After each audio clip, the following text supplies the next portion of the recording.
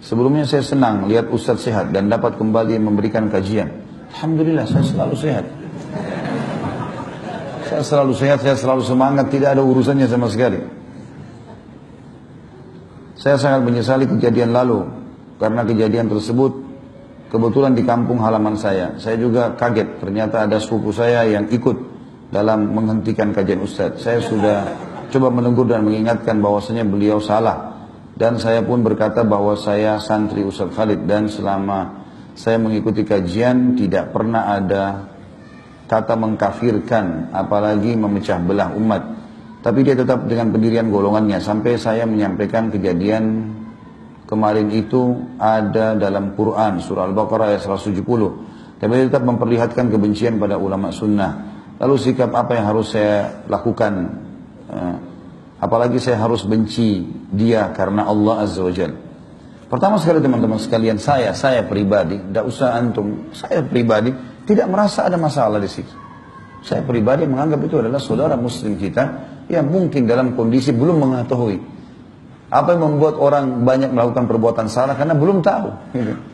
Andai saja mereka ini bisa mendengarkan ceramah utuh misalnya, atau hadir sekali saja pengajian kita, maka tidak ada masalah sebenarnya. Cuma ini kebanyakan mereka terbawa arus emosional, dan begitulah syaitan bermain ya, menggoda manusia sehingga akhirnya memusuhi saudaranya muslim tanpa sebab ya. Makanya saya menanggapinya dengan hal yang biasa sekali. Saya menganggap pengurus masjid meminta pada saat itu untuk menghentikan pengajian, saya mengatakan saya nggak ada masalah. Di masjid yang hadir ribuan orang, di depan masjid yang demo 50 orang. Kalau saya mau gunakan masa yang ada, berhentiin maka selesai urusannya. Tapi apa itu keputusan bijak? Apakah kita harus balas kebodohan dengan kebodohan, kesalahan dengan kesalahan, kelalaian dengan kelalaian? Tentu tidak.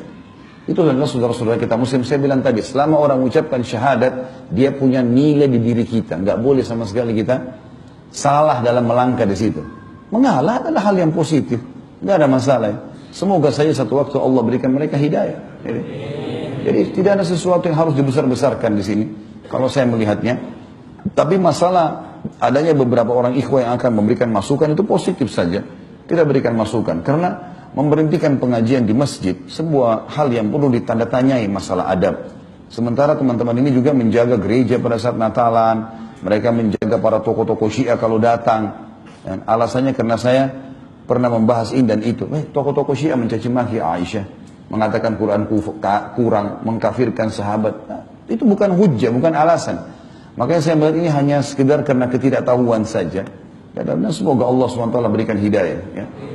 Dan insya Allah tidak akan pernah diangkat derajat seorang hamba tanpa ada ujian. Kalau kita mau naik kelas harus diuji dulu. Lulus nggak gitu? Kalau orang dengan emosional, dengan amarah, maka tidak lulus gitu. Gitu kan? Masih syukur cuma begitu saja. Di zaman Nabi SAW orang kafir yang melempari Nabi SAW dengan kotoran. Beliau sabar. Saudara kita muslim, hanya karena tidak paham, menyebutkan yel-yel, mengatakan saya ingin merusak stabilitas NKRI, ini luar biasa nih. Padahal selama ini kita yang selalu menenangkan masyarakat untuk tidak melakukan hal-hal yang merusak itu semua, gitu kan? Tapi nggak apa-apa lah, semoga Allah berikan hidayah insya Allah.